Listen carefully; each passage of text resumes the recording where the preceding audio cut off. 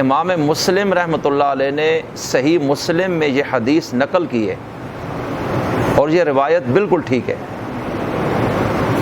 اہل سنت والجماعت کی معتبر ترین حدیث کی کتاب ہے، جس میں باقاعدہ یہ موجود ہے کہ یوم ولدت فیہ، کہ یوم الاثنین یعنی سوموار کے دن ہی میں پیدا کیا گیا، اسی دن میری ولادت ہوئی ہے۔ تو یہ چیز تو نبی کریم علیہ السلام کے اپنے الفاظ سے حدیث میں موجود ہے، لہٰذا اب کسی اور دن کے بارے میں یہ سوچنا کہ سوموار کے علاوہ کسی دن میں پیدا ہوں گے، یہ تو ممکن نہیں۔ لیکن اب یہ دیکھنا ہے کہ اس سال کے ربیع الاول میں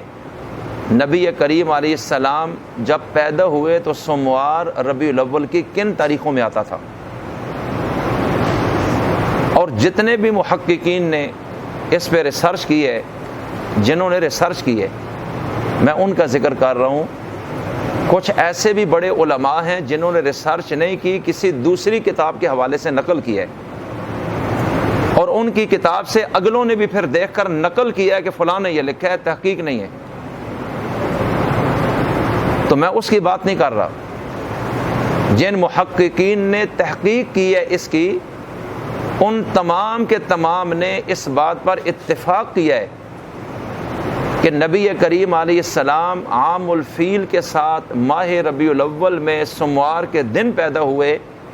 اور وہ سوموار 12 ربیع الاول کو بنتا ہی نہیں ہے، اور اگر کوئی سمجھتا ہے کہ بنتا ہے تو وہ حساب کر کے دکھا دے، کسی بھی حیثیت سے نہیں بنتا۔ اس لیے 12 ربیع الاول ہی کو نبی کریم علیہ السلام کی وفات کا تعین کرنا، یہ ایک ہٹ درمی ہے جس کا دلائل کے ساتھ کوئی تعلق نہیں، بس ایک بات ہے جو عوام میں مشہور ہے اور چل رہی ہے۔ اور جب 12 کا تعین سوموار کے ساتھ نہیں ہو رہا، تو پھر اس دن جو شخص بقول ان کے جشن ولادت مصطفیٰ نہ منائے، وہ نعوذ باللہ وہابی ہے یا گستاخ ہے، اس کی کیا حیثیت رہ جائے گی؟ اس لیے میں عرض کرنا چاہتا ہوں کہ نبی کریم علیہ السلام کی ولادت جھنڈوں کی، روشنیوں کی، کمکموں کی، جلوسوں کی محتاج نہیں، یہ عجم کے دور کی صدیوں بعد کی چیزیں ہیں۔ نبی کریم علیہ السلام کی اپنی مبارک زندگی میں تقریباً 62 مرتبہ ربیع الاول آیا ہے، اور ظاہر بات ہے جتنی خوشی ان کو اپنی ولادت کی ہو سکتی ہے، دوسروں کو تو نہیں۔ لیکن کسی بھی آیت یا حدیث میں یا کسی صحابی کے قول میں ان خرافات کا کوئی ذکر نہیں کہ حضور نے کبھی کی ہو یا کہا ہو، کہیں بھی نہیں ہے۔ اور اسی طرح حضرت صدیق اکبر رضی اللہ تعالیٰ عنہ، جو سب سے بڑے عاشق رسول تھے اور صحابی رسول تھے،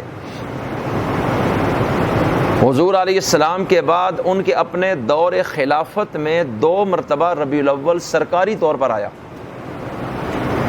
لیکن آپ نے یہ اہتمام نہیں کیے جو آج ہم دیکھ رہے ہیں، اور ان پر کبھی بھی کسی نے فتویٰ نہیں لگایا کہ وہ عاشق رسول نہیں تھے، نعوذ باللہ گستاخ تھے۔ امیر المؤمنین سیدنا عمر بن خطاب رضی اللہ تعالیٰ عنہ کے دور خلافت میں سرکاری طور پر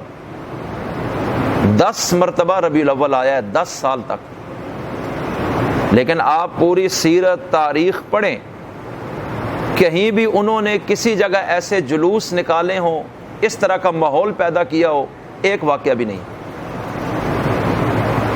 البتہ نبی کریم علیہ السلام کے تمام صحابہ کے دوروں میں ایسے کوئی واقعہ نہیں ہوا۔ عوام جاہل ہے اور اسی کو ولادت مصطفیٰ کی خوشی سمجھتی ہے، اور صحابہ کرام رضوان اللہ علیہم اجمعین میں جو جشن ولادت منایا، وہ نبی کریم علیہ السلام کی اتباع کے ساتھ کیا، آپ کی اطاعت کے ساتھ آپ کا جشن منایا ہے، اس کے علاوہ کوئی راستہ نہیں تھا۔ اس لیے آج ہمیں اپنے بڑوں کی طرف دیکھنا چاہیے کہ انہوں نے اس چیز کو کس طرح لیا ہے، اور اس کا یہ مطلب بھی نہیں کہ جو اس مروجہ جشن میں شریک نہ ہو، اس کو بدعت سمجھتا ہو تو وہ عاشق رسول نہیں، کیونکہ یہ کام تو صحابہ اور اہل بیت نے بھی کبھی نہیں کیا، یہ تابعین نے بھی کبھی نہیں کیا، اور تبع تابعین نے بھی نہیں کیا۔ اہل سنت والجماعت کے فقہ کے 4 بڑے دھڑے ہیں جو 1400 سال کے قریب یا 1300 سال کے قریب دنیا میں مروج ہیں، اور ان کی فقہ پر عمل ہو رہا ہے، اور وہ فقہ کی کتابیں مدون ہیں جو مر رہی ہیں، آپ پڑھ سکتے ہیں ان کو، اور چاروں فقہی اماموں کی کسی فقہ کی کسی بھی کتاب میں اس کسی مسئلے کا ذکر ہی کوئی نہیں۔ تو اللہ تعالی ہمیں نبی کریم علیہ السلام کی سنت کو اپنانے کی توفیق عطا فرمائے۔